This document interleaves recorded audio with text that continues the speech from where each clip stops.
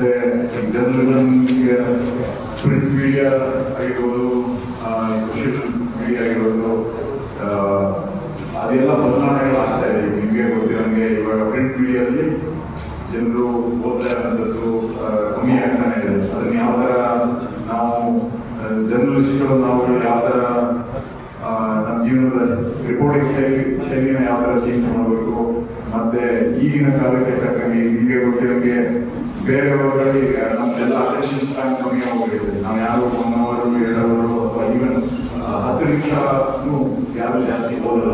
ನಮಗೆ instant gratification ಬೇಕಂದ್ರೆ ನೋಡಿದ ತಕ್ಷಣ ನಮಗೆ ಏನಾದರೂ ಇನ್ಫಾರ್ಮೇಶನ್ ಸಕ್ಕತ್ತ ಸಿಗ್ತದೆ. ಇನ್ಸ್ಟೆಂಟ್ ಗ್ರಾಟಿಫಿಕೇಶನ್ ಅಂದರೆ ನಾವು ರೀಡ್ಗಳು ನೋಡ್ತೀವಿ, ರೀಡ್ಸ್ಗೆ ಅಭ್ಯಾಸ ಮಾಡ್ತಿದ್ದೀವಿ. ಸೊ ಆ ನಿಟ್ಟಿನಲ್ಲಿ ನಾವು ನಮ್ಮ ಈ ಜರ್ನಲಿಸಮ್ ಏನಿದೆ ಅದನ್ನ ಯಾವ ಥರ ಬದಲಾವಣೆಗಳು ಮಾಡಬೇಕು, ಅದೇನು ಬದಲಾವಣೆ ಮಾಡಿಕೊಂಡು ನ್ಯೂಸ್ನ ಮಾಡಿ ಮತ್ತೆ ನಮಗೆ ತಪ್ಪು ಮಾಡಿರೋದನ್ನ ನಮಗೆ ಹೇಳಿ ಸರಿಪಡಿಸ್ತೀವಿ ಅಂತ ಹೇಳ್ತಾ ಮತ್ತೊಮ್ಮೆ ತಮಗೆಲ್ಲರಿಗೂ ಪತ್ರಿಕಾ ದಿನಾಚರಣೆಯ ಶುಭಾಶಯಗಳನ್ನು ತಿಳಿಸಿ ನಾನು ಇದರಿಂದ